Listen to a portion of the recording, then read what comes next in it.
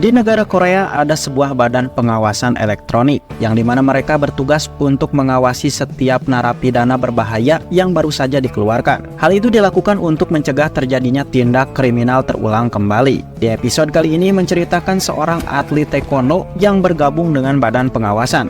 Namun di suatu hari seorang napi berbahaya berhasil kabur dan menculik anak-anak. Bahkan polisi juga kesusahan untuk menangkapnya. Dan apakah atlet taekwondo itu bisa menangkap penjahatnya? Oke, tidak usah berlama-lama lagi, siapkan dulu uduk dan kopi kalian, dan inilah filmnya.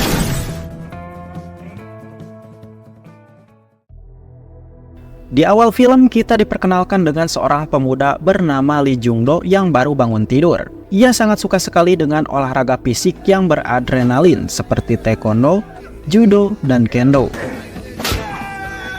Dalam semua olahraga yang dia gemari itu, ternyata Lee berhasil mendapatkan juara tingkat ketiga nasional.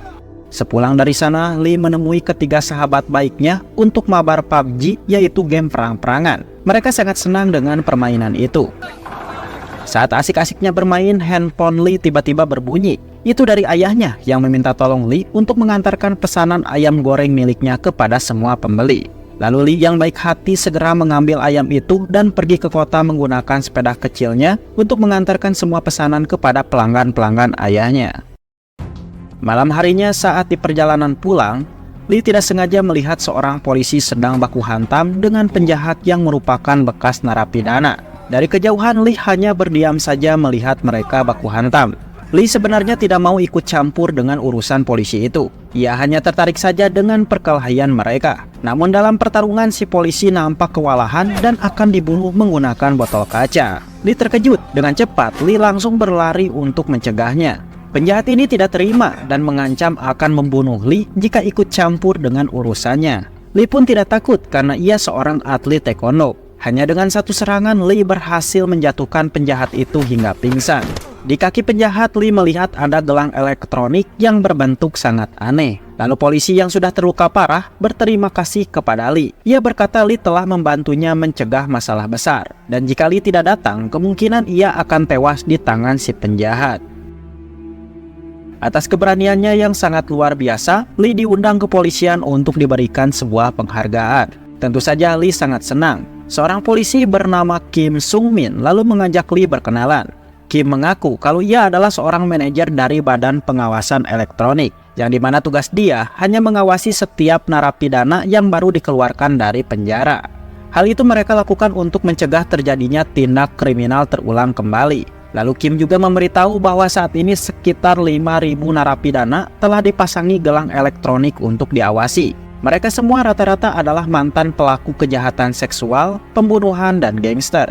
Kim berkata bahwa ia akan mengawasi gerak-gerik mereka selama 24 jam lewat gelang elektronik itu. Kim kemudian menanyakan apa pekerjaan Lee dan kegiatan apa yang sering dilakukannya. Lee menjawab kalau ia hanya seorang pengirim ayam goreng milik ayahnya, dan dia juga merupakan seorang atlet taekwondo, judo, dan juga kendo tingkatan ketiga. Mendengar itu Kim senang. Ia lalu menawarkan Lee untuk bekerja dengannya di badan pengawasan untuk menggantikan posisi salah satu petugas yang kemarin telah terluka. Ia merasa Lee sangat cocok dengan pekerjaan ini. Lalu Lee yang kebingungan mencoba menanyakan pendapat teman-temannya perihal tawaran bekerja sementara di badan pengawasan elektronik. Teman-temannya setuju Lee bekerja di badan pengawasan karena mereka tahu Lee ini sangat kuat dan bisa menangkap penjahat dengan mudah. Namun di sini Lee masih sedikit ragu. Lee kemudian menanyakan juga pendapat dari sang ayah. Ayahnya Lee ternyata juga setuju karena ayahnya senang jika anaknya bisa belajar sambil menghadapi tantangan. Apalagi Lee bisa melindungi masyarakat yang merupakan tugas mulia. Ayahnya juga meminta Lee untuk tidak perlu mengkhawatirkan kedai milik mereka karena ayahnya bisa mengurus ini sendirian. Singkat cerita, Lee akhirnya menerima pekerjaan di Badan Pengawasan Elektronik. Dia pun disambut hangat oleh para petugas yang sudah lama bekerja di sana. Salah satu petugas selalu mengajarkan Lee cara-cara memakai program mereka untuk melacak, yang dimana ikon berwarna hijau di komputer merupakan mantan narapidana yang sedang mereka awasi saat ini. Jika ikon itu berwarna kuning, berarti menunjukkan gelang pelacak di kaki mereka telah kehabisan baterai. Maka di saat itu juga petugas badan pengawasan harus menghubungi mereka dan membujuknya untuk mengisi baterai gelang tersebut. Dan bila mereka menolak, maka Lee harus mendatangi mereka ke lokasi keberadaan mereka. Beberapa jam kemudian, Lee yang sudah mulai bekerja terlihat seperti bosan dengan pekerjaan itu. Namun tidak lama salah satu narapidana bernama Yang Ho menunjukkan ikonnya berubah menjadi kuning. Lee pun sangat senang. Ia langsung menelpon Yang Ho agar mengisi baterai gelang tersebut. Namun Yang Ho yang merasa terganggu langsung mematikan teleponnya. Dengan rasa kesal, Lee memberitahukan hal ini kepada Kim jika Yang Ho susah sekali dihubungi. Ia merasa kalau dirinya harus bergerak menemui Yang Ho. Sebelum pergi, Lee dipasangi beberapa alat-alat seperti rompi anti peluru dan alat kejut listrik. Kemudian Lee pergi bersama Kim menuju lokasi keberadaan Yang Ho. Selama di perjalanan, Kim memberitahu Lee jika Yang Ho dulu pernah melecehkan seorang siswi SMP. Lee pun terkejut. Lee bertanya apakah dirinya boleh memakai pistol setrumnya untuk menghentikan Yang Ho. Kim melarangnya karena pistol setrum hanya digunakan ketika kondisi darurat saja. Kim juga memberitahu kalau tugas mereka hanya menjaga dan mengawasi gerak-gerik para napi. Lee dan Pak Kim akhirnya sampai di rumah keberadaan Yang Ho. Lee lalu nampak tidak asing dengan gedung itu karena ia sering mengantarkan makanan ke sana. Lee juga memberitahu kalau terali jendela di sana sengaja dilepas agar bisa dilompati. Dengan instingnya yang sangat bagus, Lee yakin jika Yang Ho pasti akan kabur lewat jendela saat mereka mendatanginya. Maka dari itu Lee akan berjaga di luar saja. Sementara Pak Kim masuk ke dalam menemui Yang Ho. Dari dalam rumah, Yang Ho terlihat sedang memaksa rekannya untuk bermain mantap-mantapan. Rekannya itu tidak mau melakukannya karena masih di bawah umur. Dari luar, Kim datang dan menyuruh Yang Ho keluar. Rekannya itu langsung berteriak meminta tolong kepada Pak Kim. Yang Ho pun panik. Ia dengan cepat langsung kabur lewat jendela. Namun dia terkejut ketika melihat Lee telah menunggunya. Yang Ho lalu mengancam akan membunuh Lee dengan pisau miliknya. Lee tidak takut. Ia lalu menendang Johnny si Yang Ho untuk menjatuhkannya. Dengan penuh semangat, Lee mencoba pistol setrum miliknya dan melumpuhkan pergerakan Yang Ho. Pak Kim segera memborgol Yang Ho dan akan mengirimnya kembali ke sel tahanan karena telah melanggar undang-undang pengawasan. Pak Kim begitu senang dengan hasil kerja Lee walaupun ia masih pemula. Di setiap harinya Lee begitu antusias dengan pekerjaan barunya itu. Dari komputer tiba-tiba menunjukkan ikon berubah menjadi merah, yang dimana ada narapidana telah melewati jalur perbatasan. Napi itu bernama Jong In, seorang kejahatan seksual pada anak-anak. Dengan cepat Lee dan Pak Kim langsung pergi ke lokasi keberadaan Jong In. Sesampainya di lokasi, Lee melihat Jong In tengah memandangi anak-anak dengan tatapan mesum. Lee pun marah.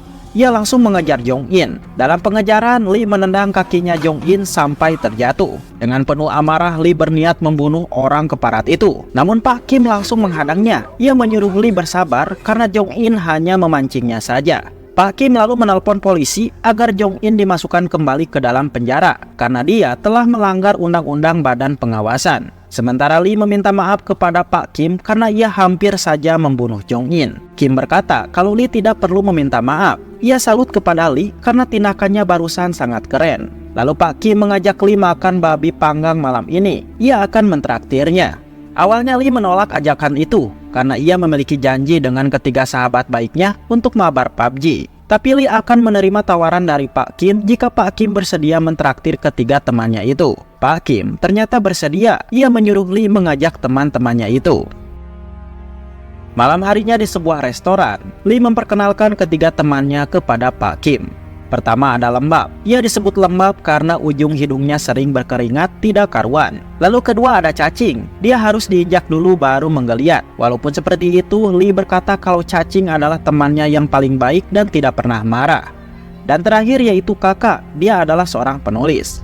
Pak Kim senang. Mereka pun berkenalan satu sama lain. Sambil menunggu makanannya datang, Kakak bertanya kenapa Pak Kim memilih pekerjaan jadi badan pengawasan dan bukannya menjadi seorang polisi saja yang benar-benar mengayomi masyarakat. Pak Kim menjawab, dahulu kala saat dirinya berumur 10 tahun, Pak Kim mengalami kecelakaan yang membuat kakinya menjadi hancur. Lalu muncullah beberapa polisi yang menyelamatkan dirinya. Ternyata aksi ini membuat Pak Kim kagum dengan polisi. Ia langsung bercita-cita ingin menjadi polisi saat besar nanti dan bertekad menolong banyak orang. Tetapi akibat kecelakaan itu, kaki kirinya menjadi lebih pendek dan membuatnya gagal menjadi seorang polisi. Suatu hari, Pak Kim kenal dengan pekerjaan Badan Pengawasan yang memiliki visi misi untuk mencegah pelaku kejahatan mengulangi perbuatannya. Ia diterima dan sangat senang bisa bekerja di sini karena Badan Pengawasan pekerjaannya sama hal dengan polisi juga. Lee yang mendengar cerita itu terharu. Lee berkata kalau ia ingin Pak Kim menjadi kakak tertua mereka. Lee lalu menyiapkan makanan dan menyuapi Pak Kim sebagai bahan ritualnya. Pak Kim memakannya dan kini Pak Kim resmi menjadi kakak mereka. Di tempat lain, salah satu petugas menemukan napi bernama Min Do Wong telah berkeliaran secara ilegal dan merusak gelang elektroniknya. Min Do Wong diketahui memiliki catatan kriminal pembunuhan dan telah dipenjara selama 20 tahun. Dengan cepat ia pun menelpon Pak Kim untuk mengurus napi itu. Mau tidak mau Pak Kim dengan Lee harus bekerja lembur untuk menghentikan Min Do Wong. Mereka berdua pun langsung pergi ke lokasi target dengan cara meminjam mobil lembab. Sesampainya di lokasi target, mereka hanya menemukan gelang Min Do Wong yang telah terlepas. Mereka kebingungan untuk mencari Min Do Wong. Tetapi untungnya lembab membawa drone miliknya. Dia pun ikut membantu Pak Kim dan Lee melacak keberadaan Min Do Wong. 민동 같은데? Akhirnya keberadaan Min Do Wong terlacak oleh drone milik lembab. Lalu Lee menyuruh mereka semua untuk tetap berada di tempat ini. Sementara dia akan mengajar Min Do Wong dengan bantuan alat pendengar suara yang mereka miliki. 조심해. 빨리. Di sisi lain, Min Do Wong mendatangi rumah kediaman temannya. Ia mengamuk dan berniat membunuh temannya itu, karena temannya ini sering mengejeknya mengenai gelang elektronik di kaki Min Do Wong. Beberapa saat kemudian Lee datang dan bersiap menangkapnya. Tapi Min Do Wong yang marah langsung menyerangnya menggunakan sepeda. Dengan keahlian bela diri milik Lee, ia melumpuhkan Min Do Wong.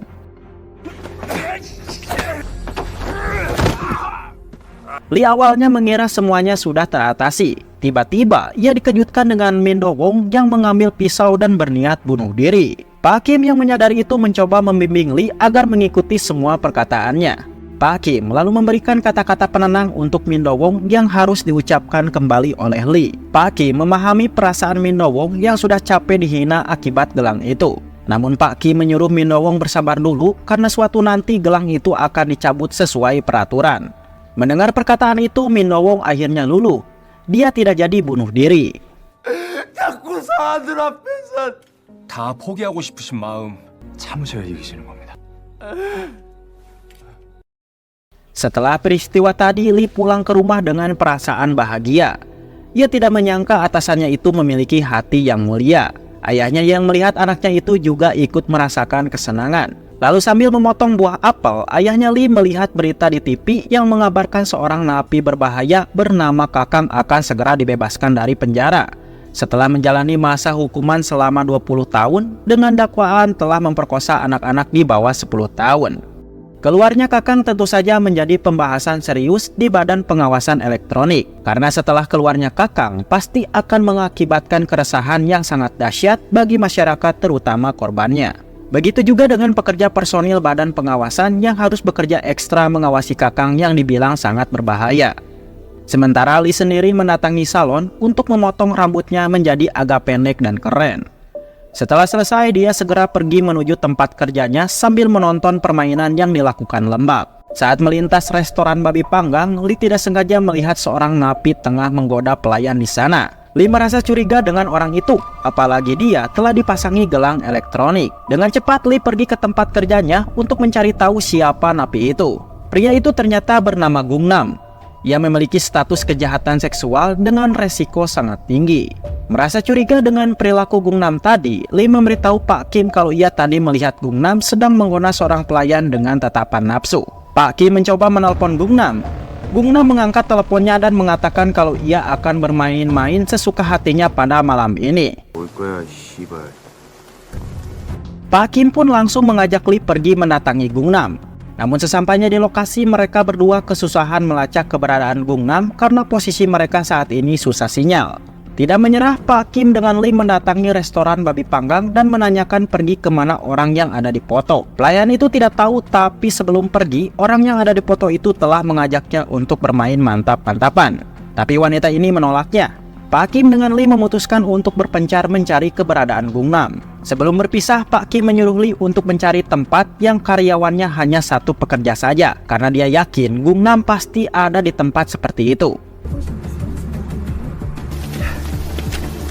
Berbagai tempat terus Lee kunjungi dan ia tidak menemukan Gungnam. Lee tidak menyerah dan terus mencarinya. Dengan bersusah payah, Lee akhirnya menemukan Gungnam yang saat ini hendak memperkosa seorang ibu-ibu salon. Lee memecahkan kaca di sana dan segera menyelamatkan si bibi. Di sini Lee ingin sekali membunuh Gungnam. Namun karena ketatnya peraturan badan pengawasan, ia pun hanya mencekik Gungnam sampai pingsan.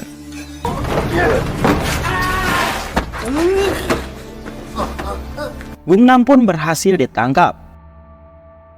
Keesokan paginya saat sarapan, ayahnya Lee berkata kalau ia bertemu dengan bibi salon. Bibi itu sangat memuji keberanian Lee dan ia juga mengucapkan terima kasih karena Lee telah menolongnya. Di kantor badan pengawasan, manajer Park memberitahukan kalau mereka akan merekrut 2 petugas bela diri lagi untuk mengawasi pergerakan si Kakang. Saat selesai rapat, Pak Kim didatangi oleh Lee. Lee berkata kalau ia ingin bekerja sebagai karyawan tetap di badan pengawasan. Mendengar itu tentu saja Pak Kim senang, karena dengan adanya Lee, ia merasa Pak Kim tidak pernah terkalahkan. Mulai hari itu juga Lee diberi jaket perusahaan dan resmi bekerja di sana. Pak Kim dan Lee kemudian pergi bersama polisi-polisi lain untuk menjemput kebebasan Kakang.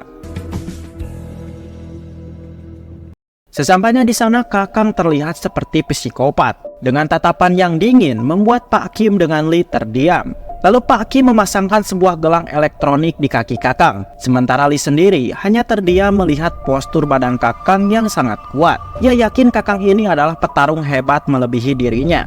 Kakang pun kemudian dimasukkan ke dalam mobil dengan pengawalan super ketat.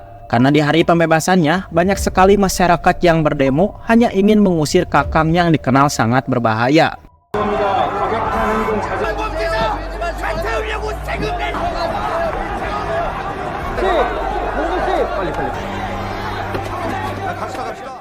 Malam harinya Kakang ditemui oleh teman penjaranya bernama Han Han. Han Han mengajak Kakang pergi keluar untuk merokok sambil membahas bisnis haram mereka.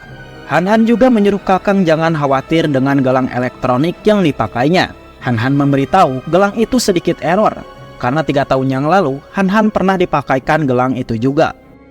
Keesokan paginya, Lee melihat ikon milik Kakang mulai bergerak. Secara diam-diam, Lee mengikutinya dari belakang. Terlihat Kakang masuk ke dalam pusat perbelanjaan kota. Namun di saat itu, Lee kehilangan jejak dari Kakang. Lee pun panik, ia segera mencarinya. 보이면 알려줘. 어디로 왔는지 안 보여요. Sementara Kakang sendiri berada di basement. Ia lalu masuk ke dalam salah satu mobil untuk menemui seseorang bernama Wook. Wook menawari Kakang pekerjaan haram untuk membuat video asusila bersama anak-anak di bawah 10 tahun, yang dimana nanti videonya akan Wook sebarkan ke dalam web ilegal. Wook berkata kalau upahnya 10 juta won setiap 10 menit. Mendengar itu Kakang tersenyum. Ia menerima tawaran itu. Beberapa saat kemudian Lee datang ke basement. Ia masih berputar-putar mencari keberadaan Kakang.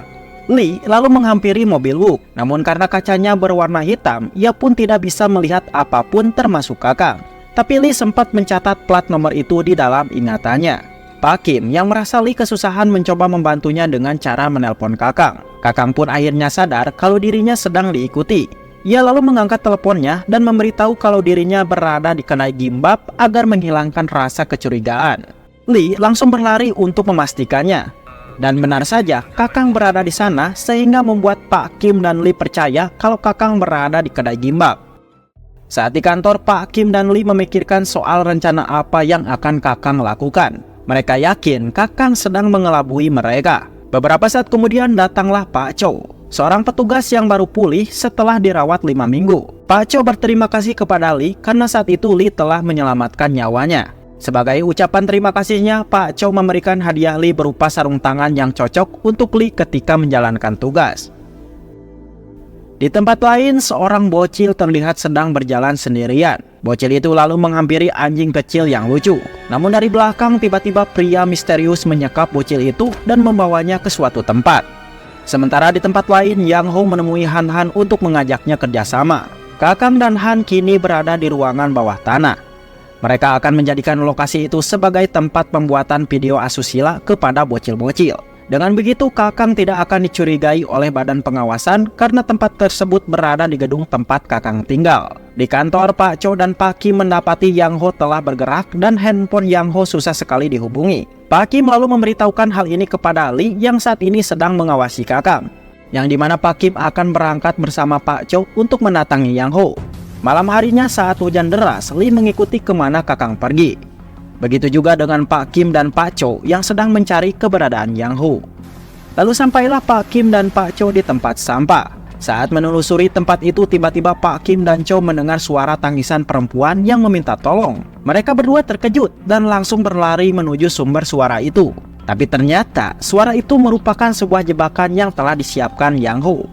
Di tempat lain, Lee memasuki gedung kosong untuk mengikuti Kakang. Dan ternyata Kakang menyadari itu. Ia menjebak Lee di sana.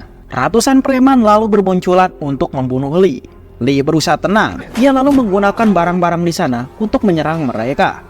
Dengan keahliannya yang luar biasa, Lee mampu mengalahkan preman-preman itu. Sementara Pak Kim dan Pak Chow memutuskan untuk kabur. Namun Yang Ho dan anak buahnya berhasil mengejarnya. Yang Ho menyiksa Pak Kim secara brutal. Ia memukul Pak Kim menggunakan tongkat bismol. Pak Chow yang melihat itu jelas tidak terima. Ia pun berusaha melawan para preman itu untuk menolong Pak Kim.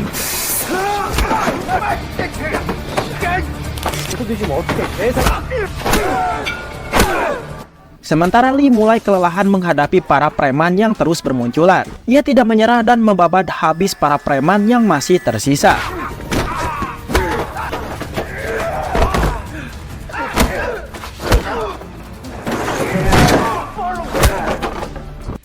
Namun berbeda dengan Pak Kim, ia mengalami patah tulang leher.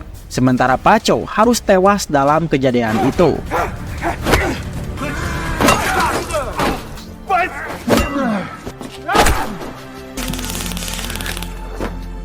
Lee lalu berlari ke rumah Kakang untuk menangkapnya. Sesampainya di sana, Lee merasa curiga dengan ruangan lantai bawah karena ada jejak kaki yang basah. Ia lalu masuk ke sana dan tiba-tiba ia mendengar suara anak kecil yang sedang menangis, yang dimana Han Han dan Kakang akan segera membuat video asusila. Lee yang panik segera menjebol pagar besi itu dengan kemampuannya. Saat berhasil masuk, Han Han dan Kakang ternyata telah bersiap menunggu kedatangannya. Terjadilah pertarungan 2 versus 1. Kakang menghajar Lee dengan tangannya yang super kuat. Lee kewalahan menghadapinya karena dia mulai lelah. Dari belakang tiba-tiba muncul Han Han yang langsung menikam perut Lee dengan pisau. Lee kesakitan, dia langsung mematahkan tangan Han Han. Kakang lalu muncul, ia menghajarnya secara brutal. Dalam keadaan itu, Lee melihat anak kecil sedang terikat. Dia pun berusaha bangkit dan dengan kemampuannya, Lee menendang kakinya Kakang hingga terjeduk dan membuatnya pingsan. Lalu Lee mendekati gadis itu dengan tujuan untuk melepaskan tali yang mengikat gadis kecil itu. Namun tiba-tiba dari belakang Kakang bangkit lagi. Ia lalu menikam perut Lee hingga membuatnya terjatuh. Dari kejauhan terdengar suara sirene polisi. Han Han pun panik, ia lalu kabur lewat jendela. Namun Kakang menyerang 2 polisi itu dan segera kabur dari sana. 2 polisi itu lalu menyelamatkan gadis kecil itu dan segera menelpon ambulan untuk mengirim Lee ke rumah sakit. Ayahnya yang mendengar kabar tersebut langsung berlari ke rumah sakit untuk melihat kondisi anaknya. Dia marah-marah kepada manajer dan pegawai badan pengawasan karena luka yang dialami anaknya itu sangat parah. Namun Lee tiba-tiba tersadar. Ia menyuruh ayahnya untuk tenang karena luka seperti ini tidak akan membuatnya mati. Lalu Lee menanyakan bagaimana kondisi Pak Kim dengan Pak Chow. Manajer Dong mengatakan kalau Yang Ho telah berhasil kabur dan Pak Kim mengalami patah tulang leher yang sekarang ia sedang menjalani operasi. Sementara Pak Chow harus mati di tempat karena luka di kepalanya terus bercucuran.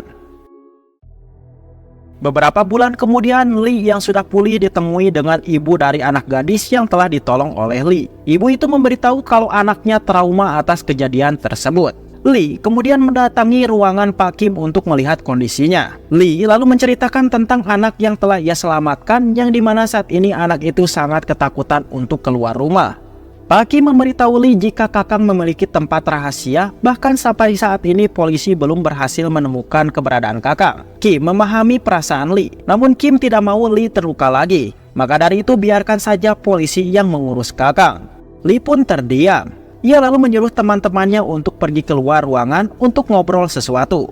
Ternyata Lee mengajak ketiga sahabatnya itu untuk mencari keberadaan Kakang. Lee menceritakan kalau ia teringat sesuatu dulu saat Lee mengikuti Kakang di basement. Ia menemukan sebuah mobil mencurigakan. Ia merasa Kakang berada di dalam mobil itu. Lee mencatat nomor plat itu di dalam ingatannya, dan platnya 100 TA5525. Lee langsung meminta Lembab untuk melacak plat tersebut karena Lee yakin mereka bisa menemukan Kakang. Sementara untuk Cacing dan Kakak, Lee menugaskan mereka berdua untuk mengumpulkan peralatan-peralatan untuk menangkap Kakang. Mereka pun langsung berpencar menjalankan tugas masing-masing. Lembab menemui kakaknya yang seorang hacker untuk melacak plat nomor yang telah diberikan oleh Lee. Setelah semuanya siap, Lee, Lembab, dan kedua temannya langsung beraksi mendatangi rumah kediaman Wook untuk mencari informasi mengenai keberadaan Kakang.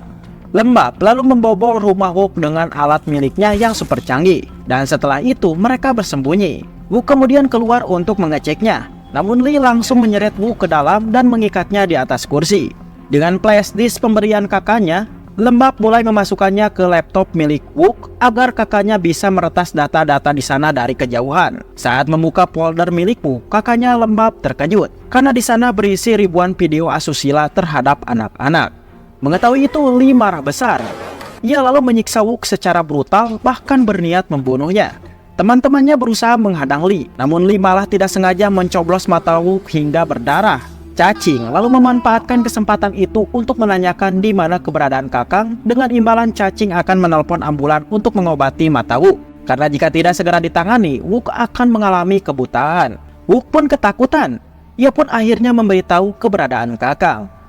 Di rumah, Lee dan ketiga temannya mulai menyusun rencana untuk menangkap Kakang. Saat akan pergi, ayah Lee melarangnya. Ia tidak mengizinkan mereka untuk pergi. Ayah Lee takut anaknya dirawat di rumah sakit lagi. Ayahnya juga menyarankan Lee untuk menyerahkan tugas berbahayanya kepada polisi saja.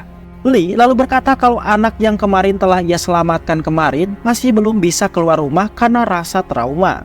Lee ingin melakukan yang terbaik karena ia yakin pasti banyak anak-anak lain yang saat ini sedang merasakan ketakutan dan memerlukan bantuannya.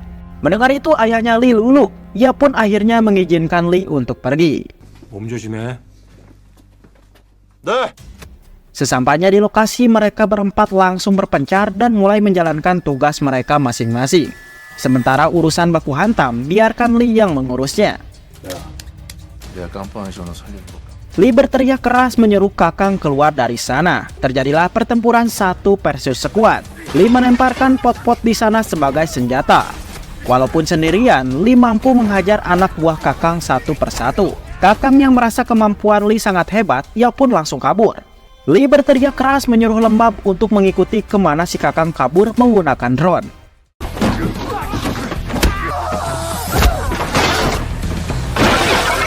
Setelah berhasil mengalahkan semua anak buah Kakang, Lee dengan cepat mengejar Kakang sesuai arahan dari Lembab. Namun ternyata Kakang sudah menyadari drone itu. Ia hanya terdiam dan menunggu kedatangan Lee. Mereka berdua pun by one. Tendangan demi tendangan terus Lee lontarkan. Namun Kakang sangat kuat, ia memojokkan Lee.